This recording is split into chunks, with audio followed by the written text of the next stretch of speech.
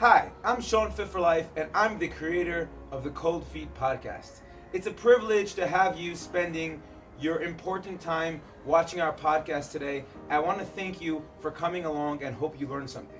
Now, you must be asking, why an ice bath? Why cold exposure? For three main reasons. Number one, accelerated fat loss. An ice bath can tap into your brown fat tissues and through that help you keep off fat as part of a greater healthy lifestyle in the long term. Number two, mental fortitude, and the reason why I interview everyone here on the show in the ice bath. If you're someone who can sit in the winter for 10 or more minutes in the ice bath, you're an amazing person and I want you on my show. Number three, increased recovery time. While it may not be beneficial to ice immediately after an injury, ice bathing can help as part of a greater recovery regimen. So grab a hot cocoa, stay warm, and enjoy the episode.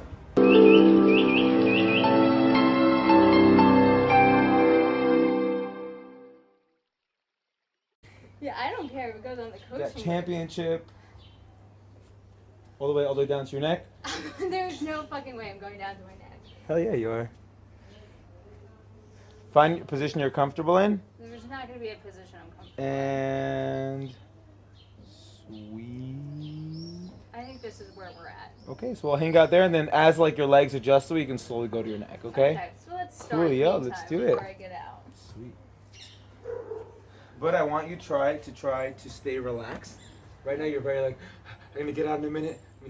Try to like let your breathing return to normal. Remember, a diaphragmatic breath is instead of chest breathing the whole body, our stomach is filling with air, and then we're relaxing. And then you're gonna realize like, whoa, it's not.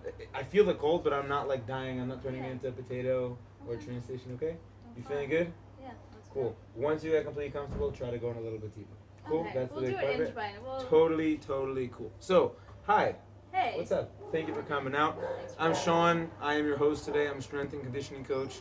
One of the privileges I have is working alongside with awesome people such as yourself. So please introduce yourself to our audience. So I'm Jessie Sagaskin. I have been part of the women's national flag football team for the better part of 15, 16 years. Not the first year that they started, but the second or third year. And I played on the team for most of that time. Now I transitioned to coaching, so been around the world representing Israel.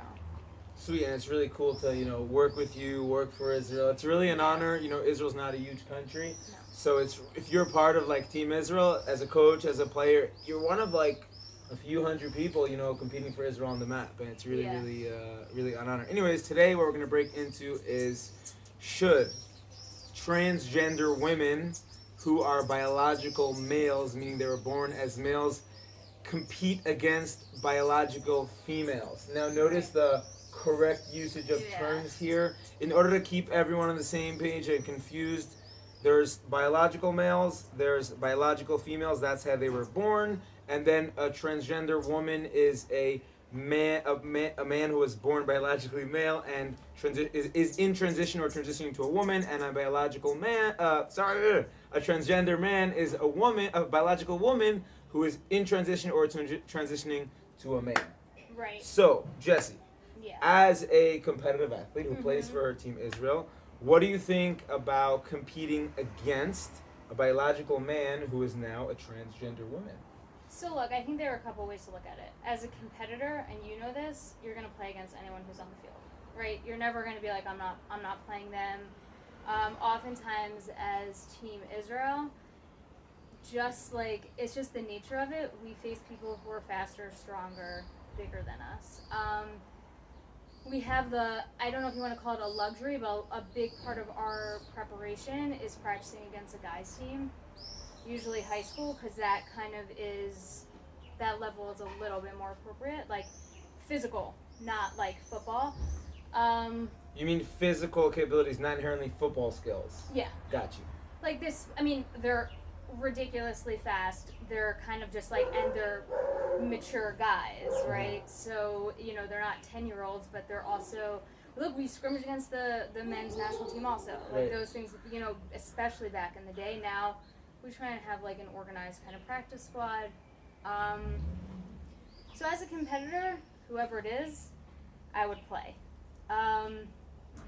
it's a sensitive topic though, right? Because like, you know, does it give you the best opportunity? Are you playing on a level playing ground? You're playing even ground. Yeah, and that's really the question. Right. So I want to address something Jesse said about, how old are you, Jesse? I'm 38. 38. So Jesse, you played in what years did you play as a national team player? I played from like 23 to 37. 23 to 37. That means we have a fully grown, mature woman whose playing level, not necessarily ball skills, but athletic capabilities are equal to a high school team. Athleticism-wise, is that what you're implying?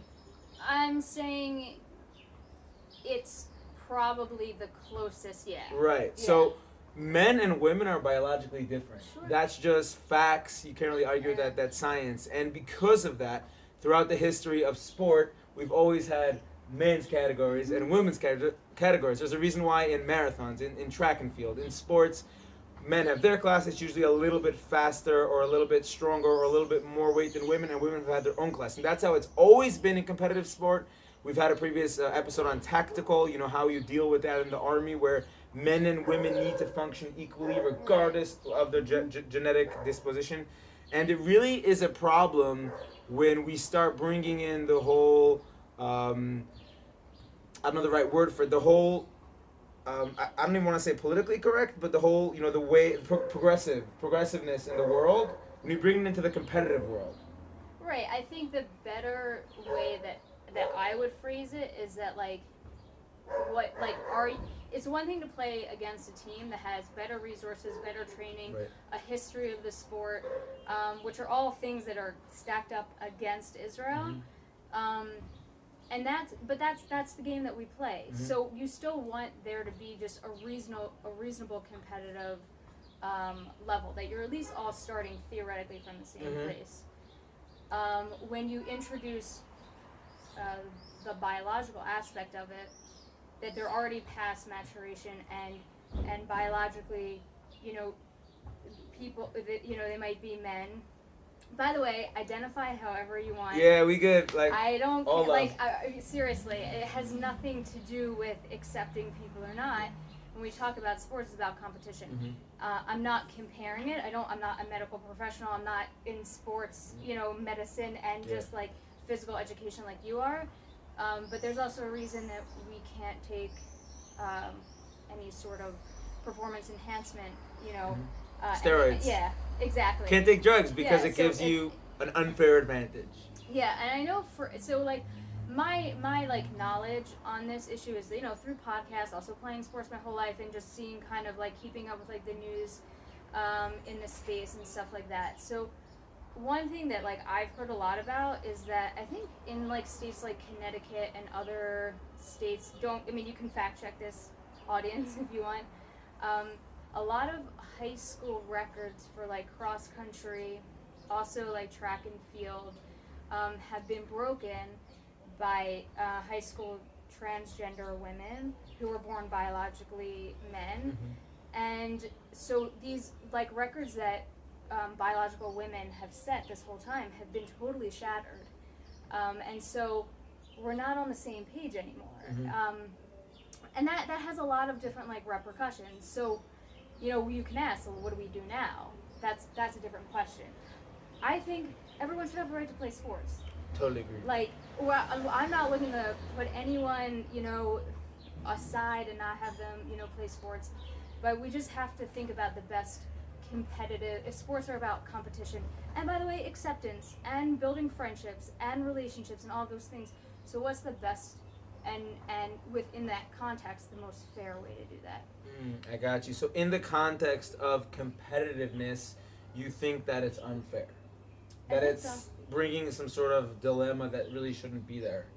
Based on what based I on know. Competitiveness and athleticism. We're not bringing biology into it. Based on what I know, again, that doesn't mean women can't compete with men, but there's a gap there. Yes. It just there is. It doesn't mean that if we play one-on-one in basketball, or if you play defense in football and I go up against you in a route, it doesn't mean that I'm not going to school you. It doesn't mean that you're automatically just going to knock the ball down. I'm not going to have a chance. But but we wouldn't play in the same league. Right. Well, unless we play co-ed. Yeah. Right, but that's also different. Yeah, Right, 'cause 100. It's different. It's meant to be that way. Yeah. When we say competitive sport, we're talking Olympic level. At Yeah. the Olympic level, of course, you can hang out with your friends and play a pick game of basketball, but men and women are separated. And to explain it even further, an elite athlete who's already like competing in the Olympics, they will train for 8 months to shave 1/4 of a second off their 100-meter dash. 8 months for 1/4 of a second. Then a biological male comes along and says, transitions to a woman. He's 20 seconds faster than her because he decided to identify as a female. And as we said before, that's okay. Identify as a female. That's totally cool. We still love you. We'll still train you. We'll still play alongside you. But you're now 20 seconds faster than this woman because you're now competing in her league. And there's been numerous cases where there was, this woman, this man who at 30 years old transitioned to a woman, and she's crushing skulls. She is fighting against biological women. She has all the testosterone, all the growth hormone. She has the bone structure and muscle tissue of a developed man, and she's fighting against women. Of course, she's winning. Yeah. Or she, they. I'm not sure what the correct noun is. She is. Like that's a problem. That's unfair to the women, and if the women go in by choice. Oh, that's what I was about to say. Exactly. Oh, sorry. Okay. No, all good. No, go for it. No, I mean, if a woman knows that she's getting into that situation in the ring, against her competitor, that's totally fine. And I think is it UFC, this situation? I believe so. So I think if we're talking about the same situation, based on what I know, people they were not aware of this in the beginning. I think. Yeah, I could be wrong again. You have to fact check it. Fact check that. But that is also, I mean, that's clearly, that would be, that would be problematic. Yeah. And also, I just wanted to kind of, I guess, strengthen or add to the point you made before in terms of athletes training 8 months to get 1 second off their time. Similar to the way that, let's say, the women's national team will scrimmage against the guys' team. Yeah. That's built into the program of a lot of D1 basketball programs for women. Right. They'll have guys on scholarship. They're on a basketball scholarship to play against. There's a practice team against women. So it just shows that, and they're similar age brackets. But it goes to show that that's how you sharpen your skills. Again, women are tremendous athletes. It's not saying, hell yeah. It's not about that, but generally, like, I'm 5'2", so even when I was playing on the national team, even if we scrimmaged against the guys' team, they at least have a height advantage. Right? Well, I'm not talking about body mass, I'm not talking about speed, just a height advantage. Guys are a little bit taller. That's usually the way the world works. Yeah. So, like, even just from those, like, simple perspectives, there's a difference. I totally agree with that. At the same time, so we were talking about fighting. Fighting is probably the best example because you're taking the sport of fighting is knock the other guy or girl unconscious usually. Whereas if you take a sport like basketball, it's a little bit safer, even if there's gender or things going on in that aspect. The sport of weightlifting, for example. So there's guys powerlifting and there's girls powerlifting. There's guys weightlifting and there's girls weightlifting, and they're in different weight classes. And there's this jack dude, I forgot his name. He is in the process of transitioning to a woman, but he didn't take any estrogen yet, and he didn't take any sort of hormones yet. He's basically a man's body, a man biologically, but he identifies as a woman. He's just crushing every powerlifting record. He's competing. So the art of powerlifting is not. It's not like it's a weight class. You're not competing against anyone, but you're competing against their numbers. Of course, he's beating all the women's records. We're talking about a biological male. Yeah. Now, with that being said, what can be done about it? Like this is an executive decree that was passed, so we can't really go back on it. But how can we? Let me give another scenario. At least from my understanding in D1 colleges, there's around 7 spots to get to the Olympics for women in like any given sport. So what's happening now in colleges is that 3 or 4 spots are being taken by biological men, and you're taking a woman who's been training since she was 8 years old to get into gymnastics, to get into basketball, to get into whatever it is, and now 3 spots are taken by biological men. Like, what do we do about that? Well, even if you go before the Olympics, even like to get scholarships to colleges, like a lot of people this is what they spent like their whole kind of childhood and high school career doing. So if their record is no longer theirs, like they don't hold the record, so then how does that affect like their future? Where college sports is an opportunity for education, also not only to compete. So are we taking away those opportunities as well? That doesn't mean that the transgender community should not have a right either. Totally agree. There has to be a solution, and what that solution is, I wish I had a better. I don't know if it's creating another league.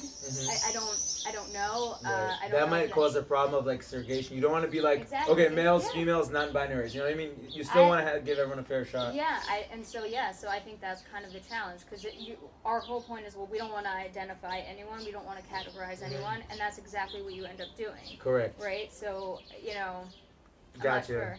It's definitely some sort of dilemma. I'm gonna play like the flip side, devil's advocate. We're gonna take a random girl. Let's call her Sally. Okay.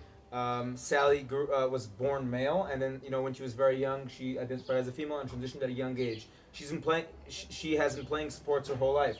She wants to go pro, and then all of a sudden at 20 years old, she's about to go to Olympics. They're like, nope, sorry, you can't compete anymore because you're really a male. What do you mean? I've been Sally my whole life. In fact, I played with the girls my whole life. That's a dilemma. Like that's really a problem. We have to think about that. No, that's a huge dilemma. And that's unfair. Where does Sally go now? It's true. Yeah. Yeah, I don't. Again, like I imagine it would be determined by like the science and the biology in terms of the developmental process, right? Because that's really where you start to see the difference. Like I know, growing up, up until middle school, all the leagues really were co-ed. Definitely. I mean, I played like co-ed basketball, and then you get to that sixth to eighth grade age, kind of like in middle school, and that's kind of when you see things start to split, because it's just the competitive it's just totally different. It doesn't mean you're not playing with the guys during recess and stuff like that, but that is kind of naturally where you see a lot of the splits into kind of the boys league and the girls leagues. And I think it would have to, a situation like Sally, I don't, it just seems so unfair. Yeah, totally agree. Being a strength and conditioning coach and working with both, youth males, youth females, adults, usually somewhere the age of 12 or 12 to 14, the hormones start coming in. And that's when you'll suddenly see, women will start having a lot of LCL, ACL injuries. Right. And men are going to start like peaking or also having injuries because like a lot of the hormones are whacking out of balance. And that's when you start seeing the split. You're not going to see a huge difference between an 8-year-old male and an 8-year-old female. Body composition or athleticism-wise, you will see a difference between a 15-year-old male and a 15-year-old female. Right. A few suggestions that I had that may work, obviously we'd love to hear from you guys as well, is possibly, let's say we have like a 5-day tennis tournament, so 4 out of those 5 days is like male with male, and then biological male with biological male, biological female with biological female, and the 5th day is kind of like an open, like you may compete against biological male, you may not, and there's no set rules, and if you go into this competition, you should know, like, maybe you may have a disadvantage as a female. Yeah, I mean, I can't imagine it being done though on a professional level. Like, what do you do in a professional? I hear that. Like, that's not how the WTA is going to function. Right, I know, but at the same time, like, I don't see a concept of like an only transgender male, because then he'll have to find another transgender male in his sport to compete with, and like it just makes it kind of silly. Yeah, I mean, I think ultimately what might happen is in professional leagues, and a lot of I know like the WNBA is very outspoken, and they take on a lot of political issues to their credit, and it's really amazing to kind of see the work that they do. So it'd be interesting to hear probably from like someone on that professional end, like how they would feel, or what their perspective would be if there was a transgender woman who, born again biologically male, wanted to join the league. Played like D1 at like whatever school. What would they have to say? Yeah, what they would have to say. I mean, I don't know, because it's like on one hand, I think it's the same situation that like at least I feel stuck in. Maybe you also do. It's like, because at the end of the day, you're gonna accept someone, right? And like you understand, especially if you're an athlete, like you understand what sports gives to you. So like you're not gonna want to take away that opportunity from someone. On the other hand, like it's a competition. On the other hand, would you step into a ring with a biological male so he can crush your skull? No, like, I wouldn't. Yeah. But again, as a competitor, going back to like how we started, like whoever's in front of me are going to compete. So it has to be up to like the leagues to really be very, very clear about these things. And at the end of the day, not everyone is going to agree.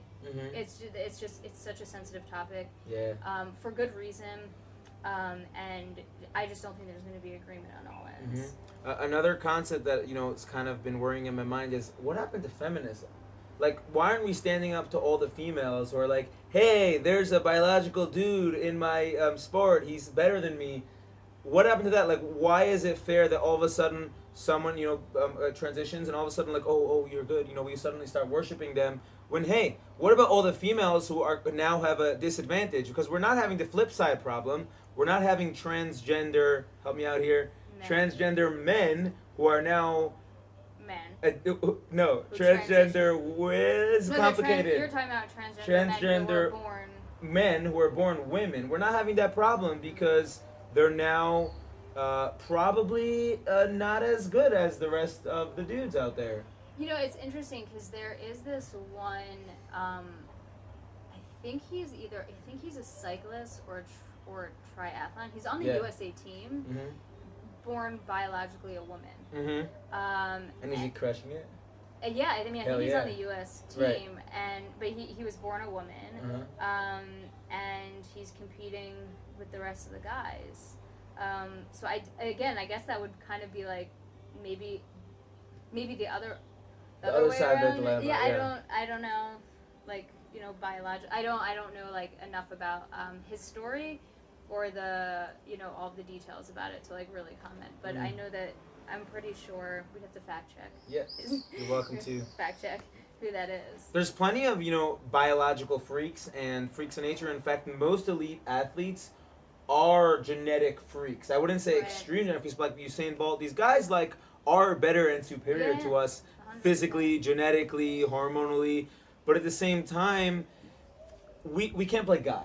Right? That's how I look at it. So someone suggested, I actually spoke to a friend of mine who's a gymnast about it. She said, what if we were to start testing whenever, a transgender male comes to compete in female sports or transgender female, why don't we test their like testosterone and growth hormone levels and see where they're holding? But then you can say, okay, what if a woman happens to have a higher testosterone level?